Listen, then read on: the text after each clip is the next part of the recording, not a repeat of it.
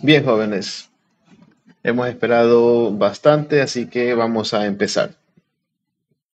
Buenas tardes con todos, señores y señoritas. Bienvenidos a esta nueva sesión en lo que va de la semana. Antes de comenzar con un tema nuevo, recapitulando todo lo que hemos visto hasta ahora, ha sido sobre sistemas operativos. Desde qué es un sistema operativo, el concepto de un sistema operativo, desde la administración de la memoria, cómo realizan los sistemas, diferentes sistemas, cómo gestionan la memoria RAM, la memoria en disco o el archivo de paginación, ya sabemos por qué se llama de esa forma. Y también hemos visto una parte de los sistemas de almacenamiento. Sistema de almacenamiento, entiéndase desde lo que va a un disco duro hasta el tipo de, desde el tipo de sistema de archivos que se están utilizando, o el que está utilizando y los que son compatibles entre diferentes sistemas. Unos los pueden ver todos los sistemas, otros simplemente son cerrados y simplemente un invitado no puede ver, o sea, un sistema operativo que lo esté tratando de acceder no va a poder realizarlo. Ahora, como para cerrar esta parte de sistemas operativos, nosotros tenemos que revisar lo que es protección y seguridad de los sistemas operativos. ¿A qué me refiero con la protección y seguridad de sistemas operativos? Me refiero a que tenemos que realizar, o no es que tenemos, sino que se recomienda realizar ciertos cambios o ciertas configuraciones en los diferentes sistemas operativos, dependiendo que sean Windows, sean Linux, sean Mac, Solaris, el que sea. Hay que hacer, o se recomienda, mejor dicho, se recomienda realizar algunos cambios, vamos a llamarlo, para para tener un sistema un poco fluido y también que no me represente un riesgo o esté en riesgo por algún tema de vulnerabilidad.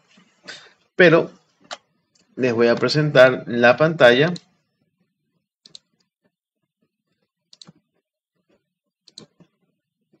A ver, aquí está. Voy a presentarle la pantalla para que usted pueda ver esta parte de conceptos de protección y seguridad en sistemas operativos. Como un concepto que está listado en esta página, bueno, para entre comillas estoy utilizando DeepSeek en lugar de Gemini el día de hoy, porque la información que me da Gemini versus la que me da DeepSeek, concluí que DeepSeek me da en una mejor estructura y una mejor explicación. Correcto, señor Briones. Ahora, en el concepto, sí, es verdad. DeepSeek es mejor en ciertas ocasiones. Lo estoy utilizando más en este caso. Regresando al tema.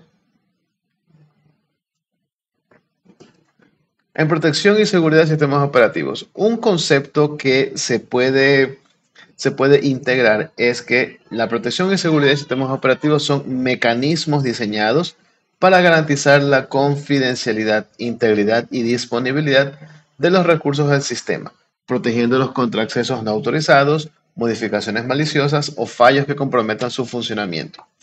Ya, ¿qué es todo esto? Esto aquí simplemente está abarcando y diciendo de forma muy general los tres aspectos que pueden llegar a dañar, literalmente dañar un sistema operativo a tal punto de que no se pueda recuperar nada de lo que tenga. Accesos no autorizados, es decir, un acceso que no tiene una cuenta de usuario, sino que está aprovechándose de una vulnerabilidad para poder ingresar al sistema.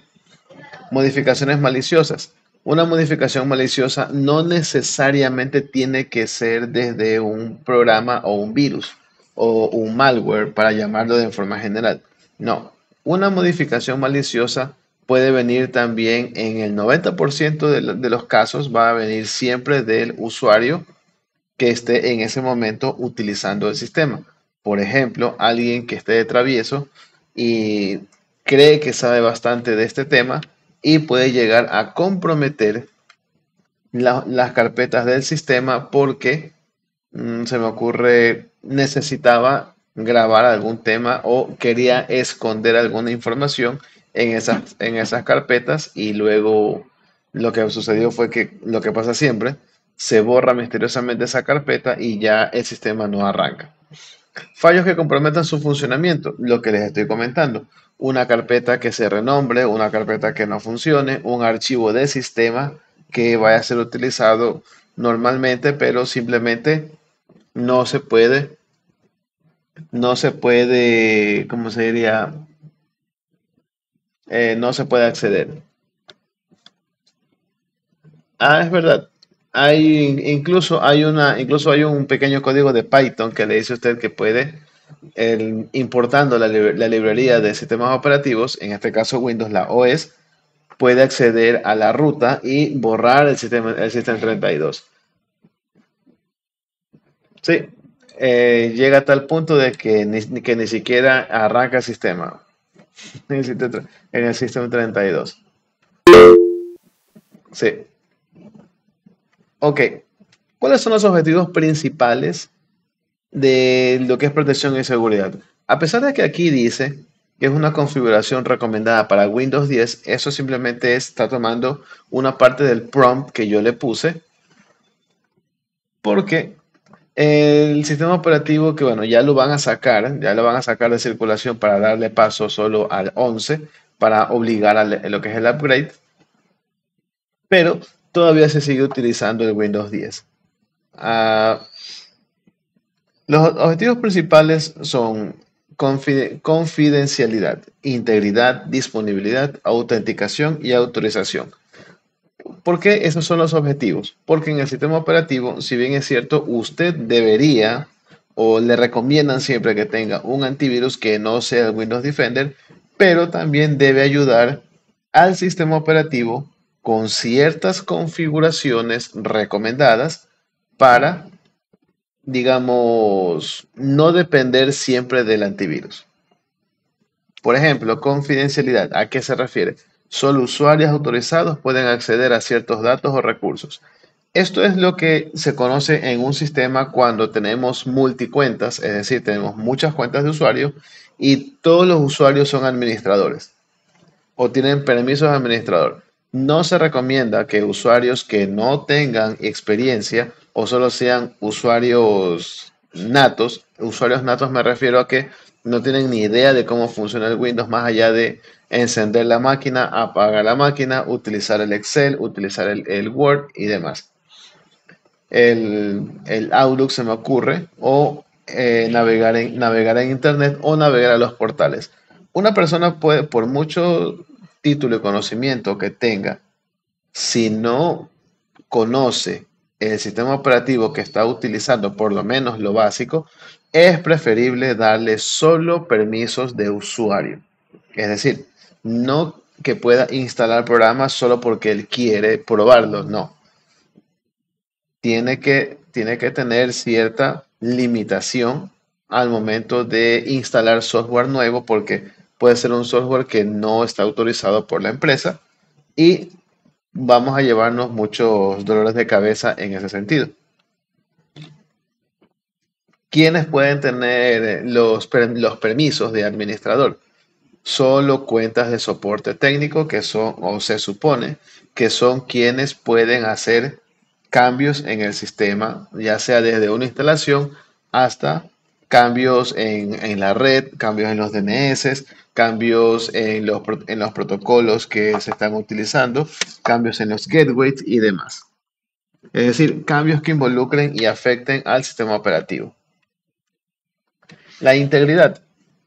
Los datos y sistemas no deben ser alterados sin permiso. Ejemplo, el malware. Hay muchos malwares o troyanos, dialers en su momento, pero en donde si yo lo tengo con las seguridades caídas, no hay ningún programa de terceros o no hay ningún escudo que lo vaya a proteger, es muy sencillo de que un malware que se me filtre en mi red me vaya a causar problemas en mis datos. Es decir, Eso es lo que se refiere también la integridad, a que software externo no manipule la información y también que el almacenamiento esté en tal modo que o tenga un estatus de OK, no tenga discos fallando o discos dañados, donde lo que se grabe yo tenga la plena seguridad de que vaya a ser legible para una consulta futura. Disponibilidad. Los recursos deben estar accesibles cuando se necesiten, evitando ataques de DOS o fallos. ¿Qué significa esto de disponibilidad? Lo que dice ahí. Los recursos tienen que estar accesibles cuando se necesiten. Es decir, si yo enciendo el sistema, enciendo la máquina en este momento, la máquina debe estar lista para utilizar, así sea que recién la esté encendiendo o o esté simplemente en modo de suspensión. Evitando ataques de DOS o fallos. En los ataques de DOS son ataques de negación de servicio. Es decir, cuando usted está accediendo a una página web y esta no carga. Eso es una denegación de servicio. No necesariamente debe ser un ataque, sino que es es un comportamiento, vamos a llamarlo así, es un comportamiento en donde la API o el web service se ha llenado de basura o ha sido inyectado con un pequeño malware o simplemente fue cambiada su codificación. La autenticación, verificar la identidad de usuarios y procesos, contraseñas, huellas, certificados. La identidad de los usuarios y tanto como los procesos es muy importante en este rubro de la autenticación. ¿Por qué? Porque eso me va a dar pie a que no solo por permisos de usuario vaya a utilizar o vaya a ingresar a un sistema o a un programa, sino que también debería tener la opción para utilizar las huellas que ya en las portátiles, en algunas ya existe, o hace muchos años existían también los lectores de huella para poder desbloquear la laptop o la computadora. Contraseñas.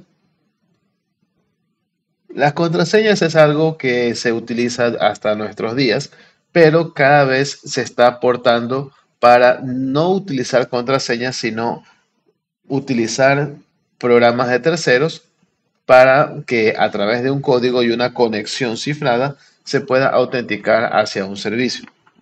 Y los certificados, pues bueno, los certificados son los que me les dan una cierta seguridad a los archivos, a los programas para su ejecución y durante la ejecución. La autorización, definir qué permisos tiene un usuario o proceso, lectura o escritura de un archivo. Esta parte de la autorización sobre la lectura y escritura es muy importante. En Windows no es tan sencillo mostrar un fichero o una carpeta que sea modo solo lectura o modo solo escritura o modo de consulta. Sin embargo, en las distribuciones Linux sí que es posible esto. Puedo decir que para cierto grupo solo sea lectura, para otro grupo sea lectura y escritura y para otro grupo simplemente no lo vaya a ver.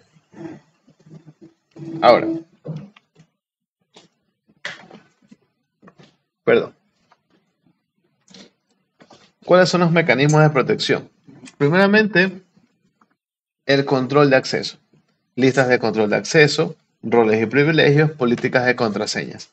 Todo esto que usted está viendo son recomendaciones o mecanismos de protección que usted los podría o no implementar para obtener una buena seguridad en Windows 10. La lista de control de acceso es lo que les comentaba. Aquí se decide quién lee, escribe o ejecuta archivos.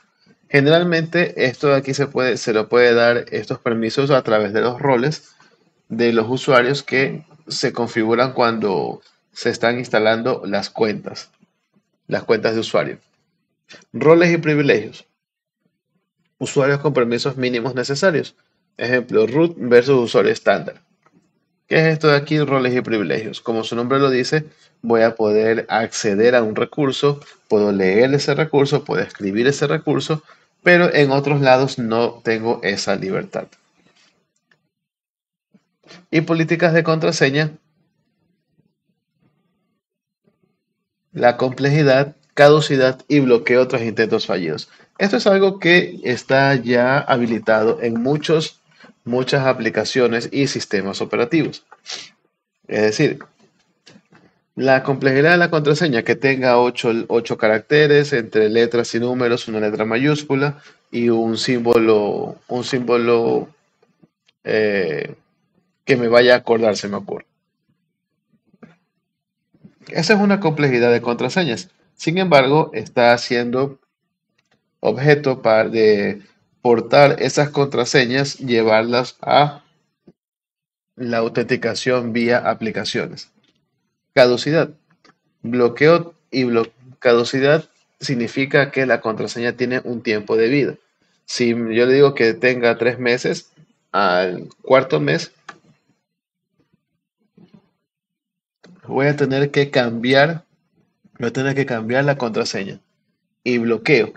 Bloqueo otros intentos fallidos. Esto es algo bastante, a veces bueno, a veces malo. ¿Por qué? Porque si yo hago un bloqueo tras intentos fallidos, voy a asegurarme de que nadie vaya a entrar a mi computadora, si es que no sabe la clave.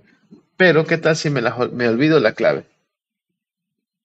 Tengo que, tengo que realizar tengo que realizar la solicitud, vamos a llamarle, para que me desbloqueen la cuenta y poder cambiar la contraseña. Esperen un segundo, jóvenes.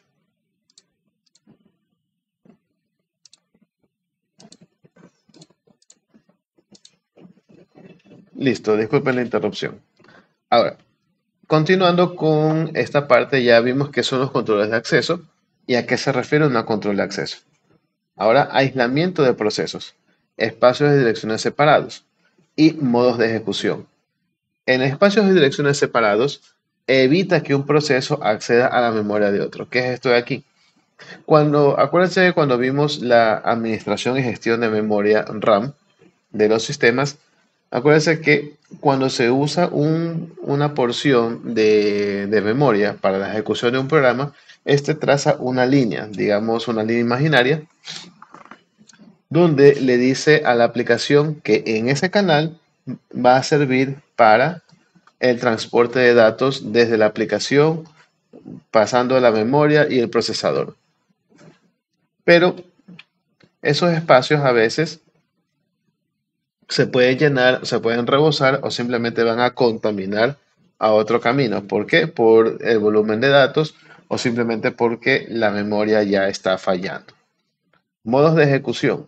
Kernel usuario. Limita operaciones críticas. Ese modo de ejecución kernel o usuario es lo que conocemos, eso se conoce en Linux, pero en Windows lo podemos decir una ejecución desde administrador y una ejecución desde usuario. La protección de memoria, ASLR y el DEP. El ASLR es el Address Space Layout Randomization. Es simplemente una, eh, vamos a llamar así, un generador de direcciones de memorias aleatorias. ¿Para qué? Para dificultar exploits. ¿Qué es un exploit? Un exploit es cuando tengo una vulnerabilidad ya creada o no creada, sino una vulnerabilidad ya detectada en un sistema y un código malicioso se puede hacer cargo de ese bug del sistema para explotarlo. Eso es lo que se conoce como un exploit. El DEP, Data Execution Prevention. En los procesadores, cuando recién están iniciando desde el punto de vista de la BIOS, esta pequeña aplicación, vamos a llamarle, no va a permitir que se ejecute el procesador. Es decir, lo que dice ahí, bloquea ejecución de código en zonas de datos. Esto más funciona no solo en el sistema operativo, sino que también funciona a nivel de BIOS. Seguridad de red. Eso es algo que ya lo conocemos, que es el firewall y el cifrado. El firewall filtra tráfico entrante y saliente. En Linux es iptables, en Windows el Defender Firewall, etc. Y en el cifrado protege los datos en tránsito o almacenados, es decir, BitLocker y Lux. El BitLocker ustedes ya lo han de conocer, lo están presente en sus máquinas, que me permite cifrar o esconder la información que está en un repositorio, vamos a llamarle. Auditoría y logs. Registro de eventos. Monitorea accesos, cambios y fallos. Tanto ¿en qué sistema? En cualquier sistema. En los Linux, en los Windows, en los Mac, en donde sea. Y una herramienta de detección de intrusos. En Linux es el Audit y en Windows Defender ATP. La herramienta de detección de intrusos es la que se conoce en redes como IDS. Es una herramienta que le va a permitir a usted detectar un ataque, pero no va a hacer nada. Simplemente le muestra una alerta de que un posible malware está en camino. Nada más. Ahora, amenazas comunes. Las amenazas comunes, esto lo podríamos decir que es netamente para los sistemas Windows. ¿Por qué? Porque con el Windows nacieron todas estas aplicaciones de malware para poder aprovecharse de su sistema. El malware, por ejemplo, puede ser un virus o un ransomware. El mecanismo de defensa es un antivirus, un AppArmor y SE Linux. Ataques de fuerza bruta, SSH o contraseñas débiles. Otro mecanismo de defensa puede ser el Fail to Ban autentificación 2FA. Exploit de software. Vulnerabilidades en servicios. Por ejemplo, los servicios Apache. Los servicios Apache no es nada más ni nada menos que un servicio que se ejecuta en un servidor o localmente, dependiendo de cómo usted haya desarrollado, para poder cargar lo que son los recursos para una página web. Y la ingeniería social es el phishing y la suplantación. Una edición de usuario o filtrado de correos.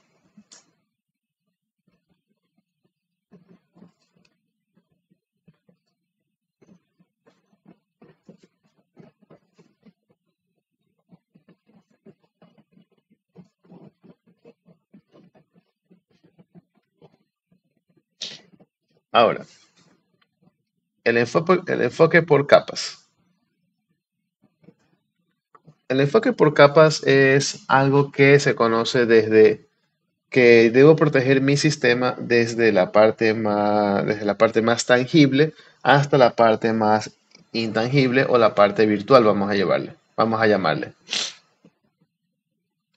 Un SEO seguro implementa estas barreras, dice. En la parte física, obviamente la restricción del acceso al hardware.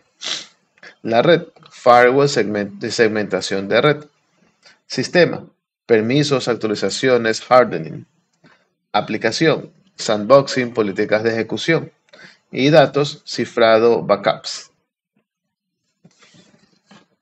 ¿Qué es todo esto de aquí? La física.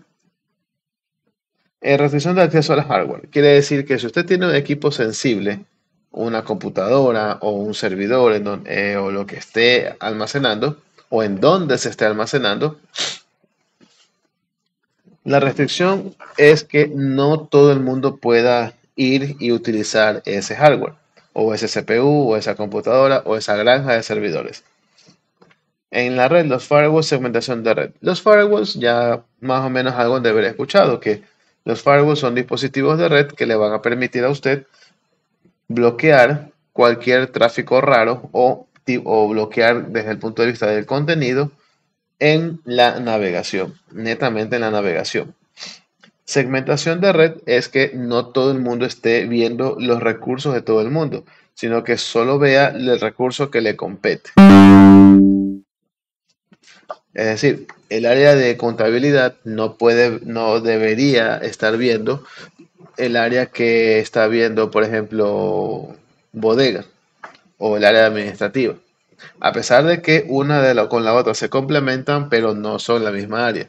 Asimismo, como el área técnica no tiene nada que hacer viendo el área de ventas. Eso significa la segmentación de red. Señor Morales. Una consulta, tal vez un ejemplo dentro de la segmentación de red puede ser también esto, por ejemplo, de que, digamos, los dispositivos que yo quiera solo se vinculen con el Wi-Fi 6 y el resto con la 2.4, digamos. Bueno, esa parte va más con el tema de velocidades y la disponibilidad del hardware de un Wi-Fi. Porque al final del día todos se van a conectar al mismo equipo, solo que unos van a tener una mayor velocidad y fiabilidad en la conexión que otros. En la segmentación de red, en este caso, podríamos indicar de que bueno, se hace algo que se conoce la aplicación de las redes virtuales o las famosas VLANs, que alguno lo debe haber escuchado o lo va a escuchar más adelante. Eso es que en un switch me permita ir separando grupos de puertos y esos puertos van asignados, cada uno de ellos va asignado a un usuario en específico. Y el usuario que está aquí solo va a poder ver o solo va a poder ver los recursos de un grupo en específico o el grupo que él pertenece, pero no va a poder ver al grupo adyacente ni a un grupo que esté, por ejemplo. Por ejemplo, digamos que yo tengo tres departamentos, el área técnica, el área de ventas y el área administrativa, nada más. En el área administrativa le voy a indicar que ellos van a usar la VLAN con un ID de 100, ventas 200, técnica 300. Si bien es cierto, yo voy a poder accesar a cada uno de ellos, pero internamente van a estar separados. De ahí existen dos modos para poder acceder. Para poder utilizar esos recursos. Por ejemplo, se hace vía Access, si es que yo quiero tener un núcleo muy cerrado y que solo se conecten a un servidor central que es de archivos, que es lo más común. O yo puedo tener una segmentación en llamado troncal, en donde yo voy a poder ver todas las máquinas, pero la compartición va a ser un poquito menos centralizada. Eso va a depender de la persona de redes que va a configurar ese tema. ¿Cuál de las dos funciona? Las dos funcionan. ¿Las dos son seguras?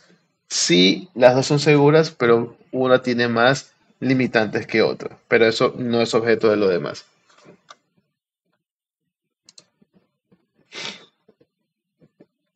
Correcto. Justamente ese es el caso, señor Vintimilla.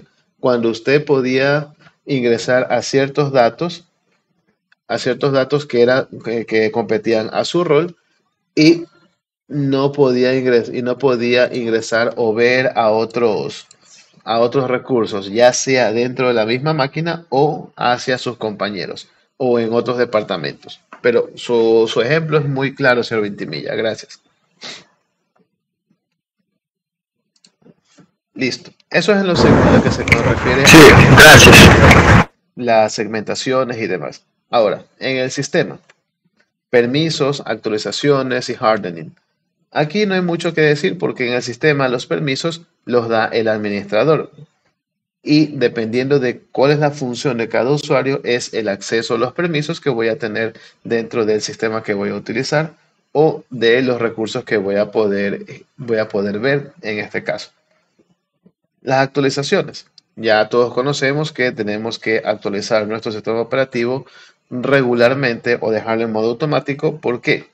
Porque siempre se suelen arreglar ciertos bugs del sistema o desde el punto de vista de la seguridad se van actualizando las amenazas y el parche que se va a instalar es justamente para que cuando esa amenaza alguna vez vaya a tocar mi sistema, pues el sistema ya sepa o la aplicación, el antivirus, ya sepa lo que tiene que hacer y cómo eliminarlo. Más que nada, identificarlo y saber cómo eliminarlo. Y el hardening no es nada más y nada menos que es la actualización de los equipos físicos. actualización, es decir, le ingreso o le hago una auditoría o revisión acerca de las seguridades que puedo implementar en ese equipo físico. Claro está, depende de la versión, la capacidad, la marca, qué tipo de fabricante tiene. Bueno, eso ya es otro mundo. La aplicación. Desde el punto de vista de aplicación, tenemos sandboxing y políticas de ejecución. Sandboxing es lo que es una caja de arena. Pero, ¿qué es esto de aquí? Es parecido a algo que se llama honeypot o un panal de miel, que cuando un malware va a ingresar va a tener abierta todas todas las rutas para poder acceder, pero simplemente va a llegar a un punto en donde va a quedar atrapado. ¿Por qué? Porque el sandboxing es que simplemente juega con la premisa de que usted está trabajando en su computadora, pero una amenaza llega hacia su máquina, pero ese mismo sandboxing está desplegado y lo que hace es llevarlo a una parte donde va a ser eliminado. ¿Quién pone este sandboxing? ¿Quién lo genera? La mayoría de los antivirus tienen esta técnica para ir guiando a las amenazas hacia un lugar donde no van a generar problemas. Políticas de ejecución. Muchos hemos tenido alguna vez algún tema de ejecución de algún programa. Si usted tiene una política en su equipo que no le va a permitir la ejecución de un programa, si no tiene permisos de usuario, por más que usted le dé doble clic o enter, el programa no se va a ejecutar. Y no es que no funcione, sino que usted como usuario, el perfil, el rol de usuario que tiene en ese momento, no le va a permitir la ejecución de ese código. Los datos. Cifrado y backups. Esta es la última capa y ya habla netamente de la información. El cifrado, pues ya lo conocemos que es un mecanismo de defensa para que la información vaya a estar encriptada o vaya a estar escondida y con una palabra clave la vaya a descomprimir. Hágase la idea de que el cifrado es como que usted esté llevando el archivo el dato, perdón, o los ficheros a un archivo comprimido. Y la única forma de que usted descomprima ese archivo es con una clave. En este caso, una palabra clave que rompa ese cifrado. O no tanto que lo rompa, sino que le quite las seguridades y usted pueda leer de forma legible la información.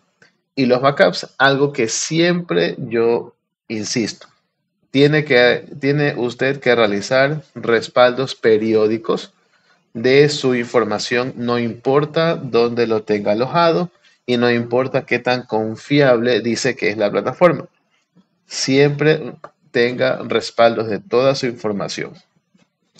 Ahora, los ejemplos prácticos. ¿Qué quieren decir estos ejemplos prácticos?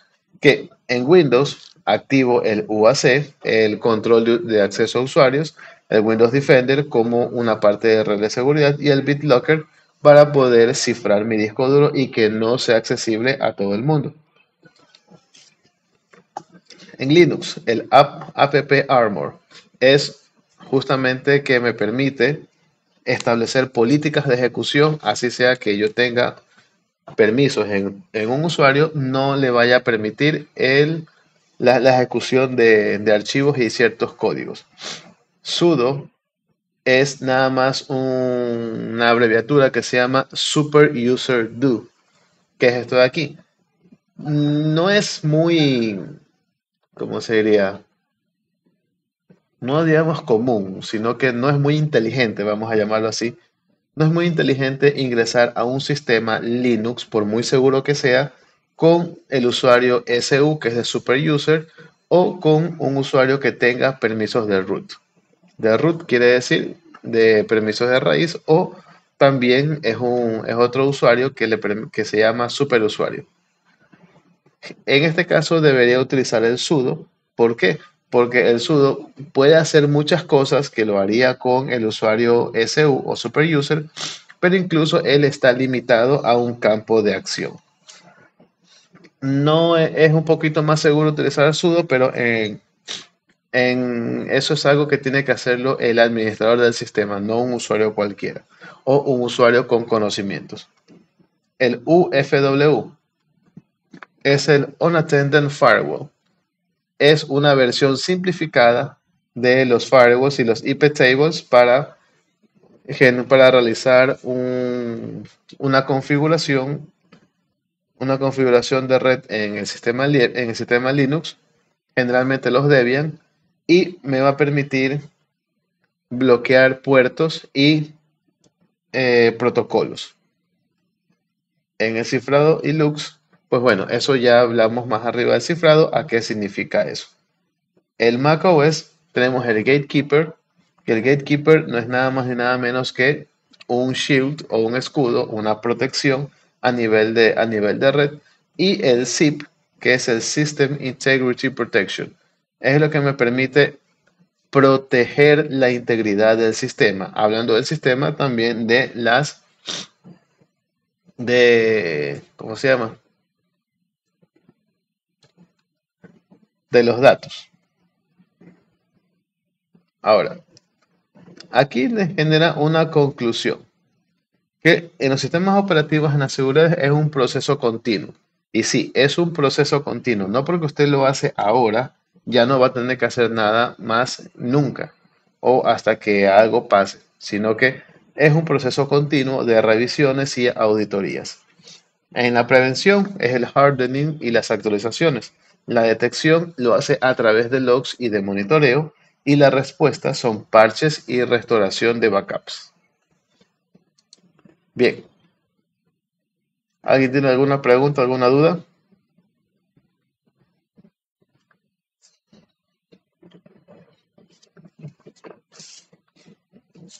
No, profe, no. Ok, entonces estamos bien en este caso.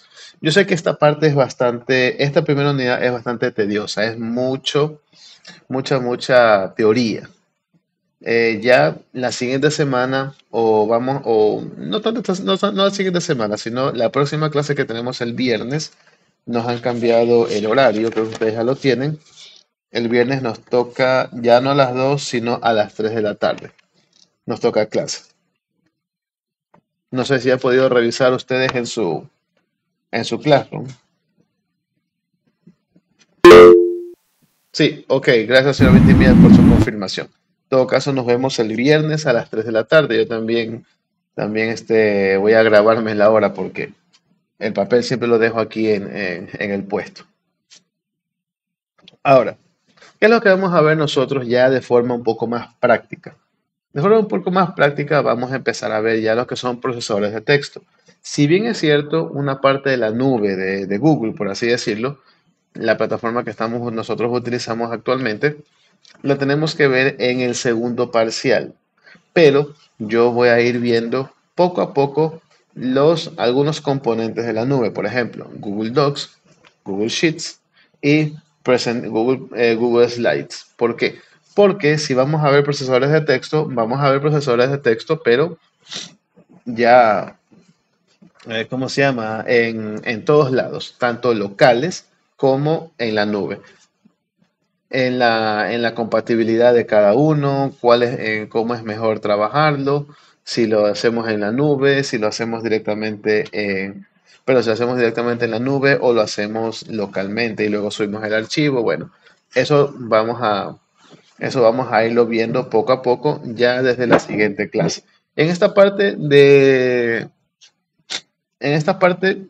la protección y sistemas operativos, pues es lo único que yo les puedo resumir, porque esto es un resumen en realidad.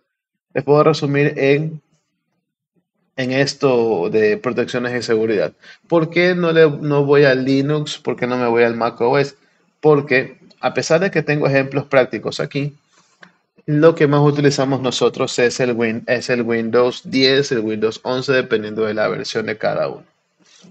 Pues bien, déjenme sacar esto y vamos a tomar asistencia y yo creo que nos quedaríamos hasta ahí.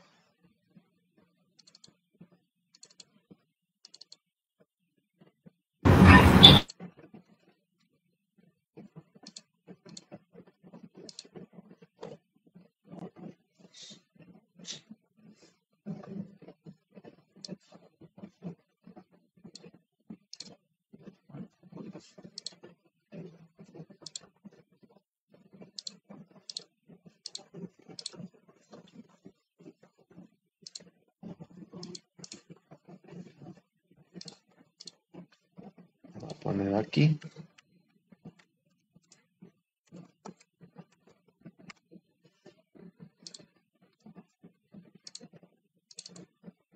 Bien, señoras y señoritas, por favor, atención a la asistencia. Bien. Almeida. Presente. Astudillo. Presente. Berrones. Presente. Cirino. Presente, profe. Cuesta. Presente. No, García. Presente. Gavilanes. Presente, profe. Jiménez. Presente, profe. Matamoros. Presente, profe. Méndez. Presente. Mite. Listo, gracias, señorita Mite. Morales. Presente. Morán. Morán Calderón, listo. Morán Noriega. Buenas tardes, Buenas tardes. Novoa. Presente. Pincay. Buenas tardes, presente. Buenas tardes. Santos. Troya. Presente, profe. Urbina. Presente, profe. Valle Mike. Presente. Valle Niki. Presente. Ventimilla también está aquí. Bien, ¿alguien que esté por aquí que no haya sido nombrado?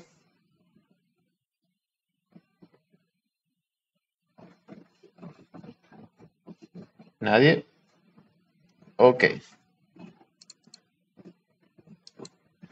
Entonces procedo a sacar esto. Bien, jóvenes, en todo caso, pues creo que es la última clase del día, así que nos vamos a retirar en este momento. No sin antes agradecerle su atención, su asistencia y nos vemos aquí el día viernes, ya para ir viendo ya temas de la segunda unidad. Señor Cirino. Disculpe, profe, que no pude alcanzar a anotar sobre la opción a la parte 3 de la clase. La parte es ¿cuál? No comprendo. La que está numerando los procedimientos. A ver, déjeme compartir la pantalla y usted ahí me indica, ¿ok?